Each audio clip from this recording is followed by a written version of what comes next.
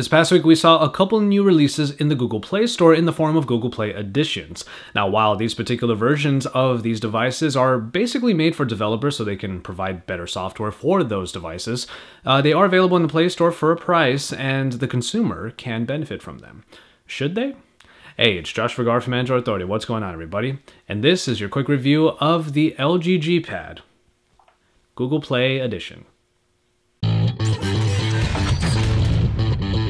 Now, as was the case with the Samsung Galaxy S4 and the HTC One before it, the LG G Pad and also the Sony Xperia Z Ultra all come with stock Android built in, and that is what we're going to focus on. But in terms of the design, we do want to just mention a couple of things about these Google Play Editions. They are literally the same as their original counterparts, especially in the case of the LG G Pad, in which it has the mix of plastic with an aluminum slab on the back.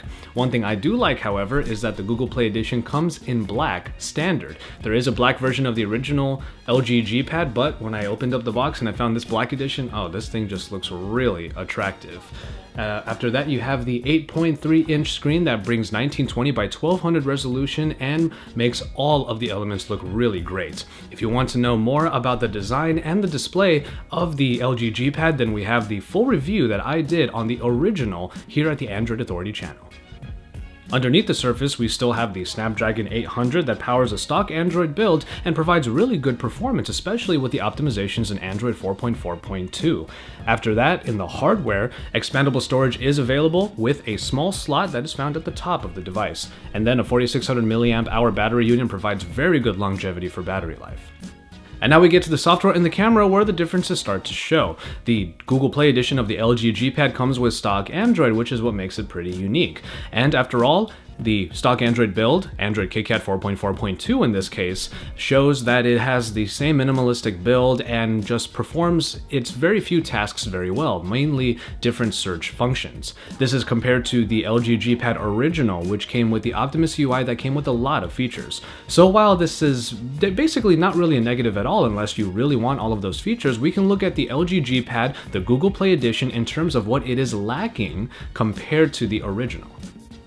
It's pretty obvious what things are different between the two once you bring down the notification shades. Of course, the stock Android build has just the original shade and then the flip over for the different power widgets. However, in the LG G Pad, you find that it has a lot of space taken up by its own version of the power widget, and this includes not only all of the different toggles, but also the Q apps.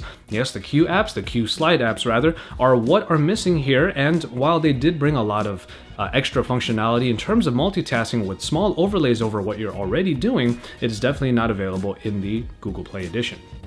Speaking of multitasking, you are not going to have the slide aside, which was an innovation brought in via the G2 and then brought over to the G Pad, in which you can put aside whole applications in order to create a stacked list of applications that you can easily bring over with a 3-finger swipe.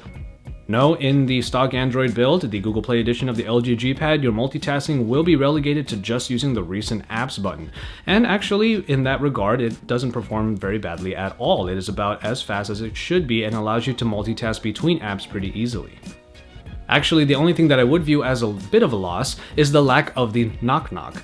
When it comes to a tablet like the LG G Pad, it is nice to just have the device on your table and then be able to double tap the screen in order to turn it on. That is not available in the Google Play Edition, as I've tried to tap over and over again to see if it would turn on, and it definitely did not.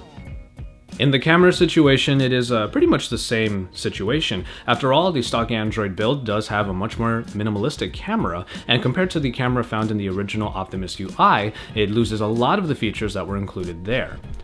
However, when it comes to the picture quality, it is about the same. After all, you have the same 5-megapixel shooter on the back on this tablet. And that means that the picture quality is really only decent, and we still wouldn't recommend you go out to shoot with a tablet, especially one at 8.3 inches like this. Of course, aside from just the features that are included or not included in these versions of Android, you can just look at the aesthetics. The Optimus UI is pretty in your face when it comes to all that it can do, and it might take on a pretty utilitarian look. And on the other hand, stock Android is a very elegant looking version of Android. It is, of course, the quintessential Android experience that is available, and that might sway you even more. So, depending on which one you think looks better, or depending on which one has more features, might be what sway you here in terms of the two versions of the LG G Pad. But compare this to the Nexus 7.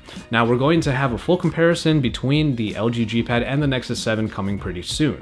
But what I can tell you right now is at about $100 more for the G Pad, what you're going to get is not only a larger screen, though with the same resolution, you're also going to get expandable storage, which is something that the Nexus line often doesn't come with. And in that regard, I do think that this is still a pretty valid value, especially for those two additions and those two enhancements that you could pay an extra $100 for. And so there you have it for this quick review of the LG G Pad Google Play Edition. Essentially, it is the original G Pad, except it comes with stock Android as its software. So if that is the only difference, then that is what will sway you. Luckily, both come at the exact same price. As always, thank you guys very much for watching, and keep it tuned to Android Authority for all of the best coverage, from our reviews to our event coverage, as CES is right around the corner. But until then, happy holidays to all of you out there, no matter what holiday you celebrate, and keep it tuned to this channel because we are your source for all things Android.